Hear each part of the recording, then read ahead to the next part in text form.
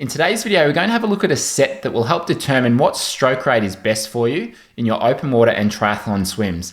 And I'm going to share a spreadsheet with you at the end of this video that will help calculate and determine exactly what that stroke rate is. It's the same spreadsheet that I use here in this video.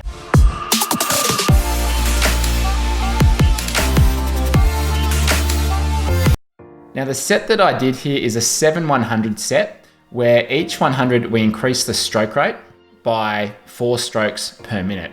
So I started the first one on a 56 stroke rate, and the way that we determined this and the way that we made sure that I was using the right stroke rate was with a FINIS tempo trainer. So this is a little device that you can set to beep X amount of times per minute, and you can put it inside of your cap, and that way you can match up your strokes with the beeps that it's making. And so each one I would increase it by 4 strokes per minute. So the final 100 was at 80 strokes per minute. Now I'd recommend starting with a stroke rate of 56 strokes per minute if you are around the 130 per 100 in your current races. Now if you're around the 145 per 100, I would recommend starting a little bit slower, possibly around the 50 to 52 strokes per minute. And if you're around the 2-minute mark or slower, you might look to start at around 46 to 48 strokes per minute. Now the reason for that is if you start at 56 strokes per minute and you're swimming around a 2-minute pace, 80 strokes per minute is going to be too fast. You'll be spinning the wheels and you'll probably find that your times aren't improving as you're increasing the stroke rate. So start at maybe a slightly slower stroke rate than where I was here if you are around the 145 or 2-minute mark. So what we want to see in this set is a decrease in time. So we want to see you getting faster with each 100 as you are increasing the stroke rate. But the main thing that we're looking for is what we'd call a sweet spot, a point in the graph or a point in the data where your perceived effort is lower for a better return on your time. So the things that we record in this set is your time to complete the 100, your stroke rate, your stroke count, so how many strokes it takes you to complete the 100, and also your perceived effort. So there's 4 things that we're recording there. Now it might seem like a lot, but you've got about 30 seconds in between each 100 to make note of it and record it. And each of those things is important because we want to see what time you get for the stroke rate. We want to see if your stroke count increases a lot at a certain point. And the perceived effort is really important here because if you're swimming around a 145 pace for, let's say, a 7 out of 10 effort, and your 140 pace is a 9 out of 10, then that's not going to be sustainable. So perceived effort is really important to record here. And what we want to find here is a point in the graph where your perceived effort and most likely stroke count is lower for a better return on time. And you'll see for me that happened with a stroke rate of 72 strokes per minute. So this is where my perceived effort was an 8 out of 10. My time was a 105 and the stroke count was 59. Now you can see compared to the one before that where the time was a 107, I had the same perceived effort and the same stroke count, but my time was quicker. And so when you have a look on the graph, there's this slight dip or slight movement where it doesn't actually come up. So the time comes down, the stroke count, the perceived effort stays the same. And so that is a really good indication that that's probably around that sweet spot that I might be looking to swim at for any races that are around the 1.5 to maybe 4 kilometer range. And so it makes it pretty clear about where I should probably sit for races of around those distances. And once you've done this set, you'll know roughly where you should be for your stroke rate in your open water or triathlon swims. So what can you do with that information?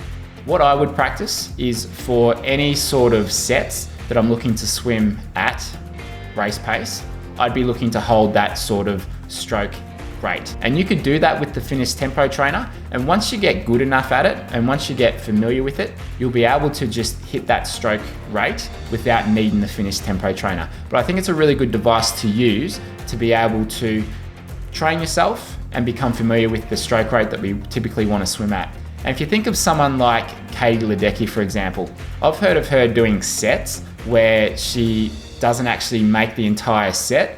She blows up because she has gone out trying to hold her ideal race stroke rate and it's been too fast for her. But the more that she's done those sets and the longer she's gone through the training, she's been able to be more consistent and be able to get through it but it's taken a while. And so that can be an approach that you want to use, is where you'll do sets and you might find that you blow up a little bit early. Or you can take the approach where, look, you might actually just look to gradually increase the stroke rate over the course of a couple of months. And for most people, that's what I recommend. So just take that more gradual approach rather than just trying to go for a stroke rate and maintain it through an entire set, where you might actually blow up halfway through. Now, what I found here is that, all right, the 72 strokes a minute, that's about my sweet spot at the moment. My half Ironman race pace, so for 1.9 Ks, is around a 109 open water with the wetsuit on. I just wanted to cut in with this short video because I had a look back at my most recent half Ironman swim and saw the pace was 108 and the stroke rate was 80 strokes a minute, which is pretty typical for me when it comes to swimming with a wetsuit on in the open water, because I typically rate up a little bit quicker. And that's what I find most people tend to do or should do when they are swimming with the wetsuit on. But for this set, a stroke rate of 72 strokes a minute is where I typically sit at when I'm swimming in the pool at race pace. So there's a slight difference there, but it would still mean that you'd want to practice that stroke rate that you get from this set in your race pace efforts in the pool. So why is my pace here a 105?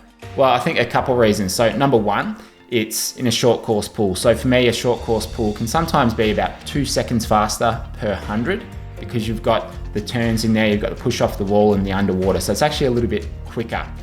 The other thing as well, that this is probably a little bit faster than where I'd be for a race set, is because I'm a little bit fresher as well. And so having 30 seconds or so rest in between, I'm going to be able to swim that little bit quicker and hold a better distance per stroke there. But I think it's a good indication of where you probably want to be for stroke rate, even though the time might be a touch faster than where you'd be in your actual race.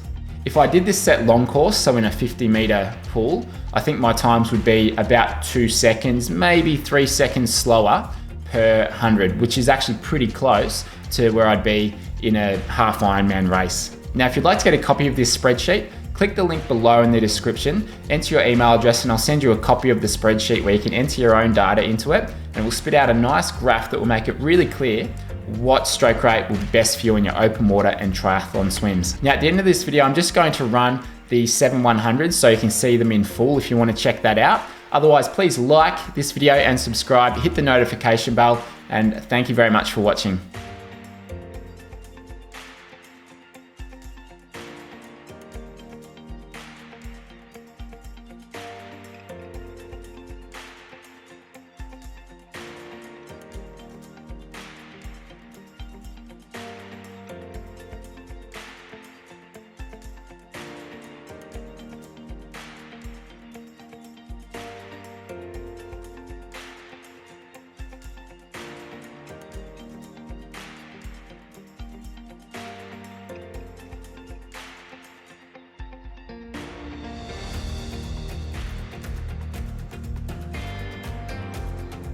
I thought it could be useful if I just talk through each of these hundreds and how it felt and a couple of things I was concentrating on.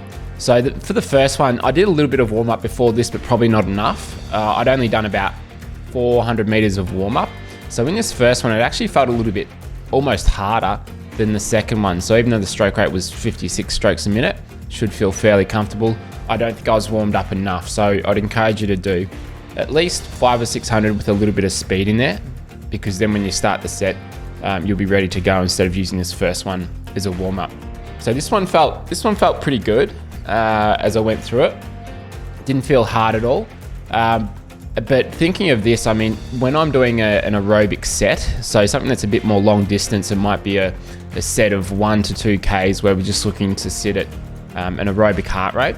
This is typically where I'd be around, I reckon, 56 strokes a minute, sometimes a little quicker, maybe up to 60. But for me, that's where I can typically just hold a reasonable pace, and I'm not burning too many candles there at all.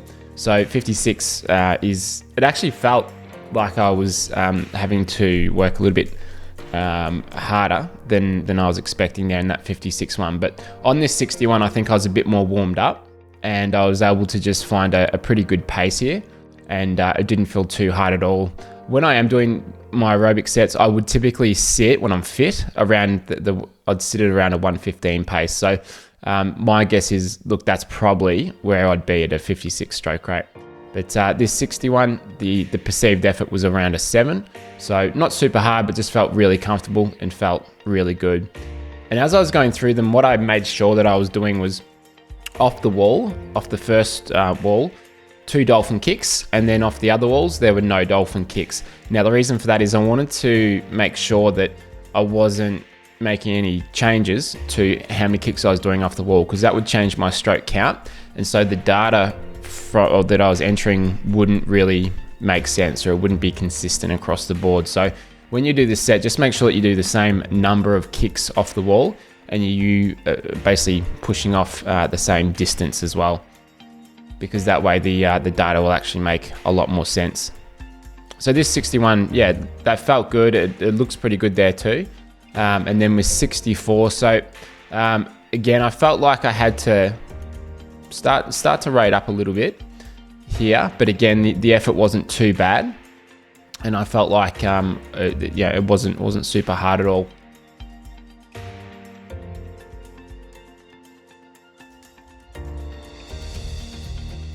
And what I was thinking about with my stroke, I mean, there wasn't a whole lot. The main thing I wanted to do was just keep good pressure on my hands and forearms through the catch, and just make sure I was getting a good catch. Because for me, one of the things that I was doing in the past was not going deep enough in the catch, and sometimes just dropping my elbow a little bit through the middle part of the pull. So what I was trying to do there is, like when we get to the side view, one of the things that I try and do is get my hand, my elbow, and my shoulder all lined up as they're passing under the shoulder, because I've got a tendency to just kind of let that slip and let that elbow pull through a little bit too soon. Now in this 68 one, this is starting to work a little bit here. So this was the 107. So in the one after this, which is the 72 stroke rate, which is the sweet spot, my time was 2 seconds faster, but for the same stroke count. So this one did feel quite good, but I actually felt like in the next one, it was sort of noticeably quicker, but it felt actually a bit better. So I think there is just where, you know, I really should be sitting. And I often get asked from people, what should how do I increase my stroke rate without slipping through the water? One of the things can be to be faster in your recovery. So when the arms go over the top of the water, you want to make that part a little bit quicker, but the underwater phase of the stroke won't increase that much in speed. Where you will shorten up a little bit is the reach phase. So once the hand is entered and you're reaching forwards, you will start the catch a little bit sooner. So there'll be less of that reach phase when you do increase the stroke rate, but you want to increase the speed of the recovery really more than anything, because if you're pulling through too quickly, that's when you'll essentially slip, you'll lose that feel for the water, and you won't essentially go any faster. So that's generally my advice or rule of thumb for people is recovery's quicker. You'll start the catch a little bit quicker, but don't rush the pull phase too much, because that's when it will tend to slip. So yeah, we'll go a bit quicker, but not too much there. So this is the 72 one. This is the best one out of the lot. And as I mentioned in the video, like this is not where I would sit in terms of stroke rate when I'm racing with a wetsuit on, because I will increase the stroke rate more than that. But I find it's just a natural thing that happens when I do have a wetsuit on. And I'll typically be kicking probably a little bit harder too when I am racing. And this was filmed as well. This was only like my, I think, second or third session back, maybe third session back in the pool after having 2 months out. So I wasn't super swim fit, but I was still reasonably fit because I'd done a bit of strength work and had also done a few open water swims and surfed a bit. But yeah, I think if I did this set again in 2 months or 3 months, it'd be interesting to see where that lies, whether whether the data does change much with it. So at this 76 one, which is the sixth out of the 700s, this one I was starting to really feel this a bit more. So I felt like for that extra second in speed, so this one was 104, whereas the previous one was 105, for that extra second, it was a lot more effort to get that extra second. And again, that was kind of just an indication as to why the 72 was the sweet spot. And then the one after this, which is the 80, that was, again, significantly harder to get just that one extra second in speed again. So there's kind of like that point where it's like, well, it's almost, you know, it's not, unless you're doing just a 100-meter sprint, there's that point where you don't get that much return on an increase in effort and energy. And actually, I posted this video, I think on Instagram, and one of the guys who I've done some filming with, who was sort of ex-elite swimmer, he said that my stroke sounded extra sort of like splashy. So when the left hand enters, there's a lot of, it's kind of like a big thud that goes with it. And like, I think an assertive entry can be a very good thing. But listening back to it with the actual sound on, which I'll put on here in a second, then I think, yeah, it's probably a little, I need to clean up that entry just to get rid of some of that noise, because it probably just means I'm slapping the water.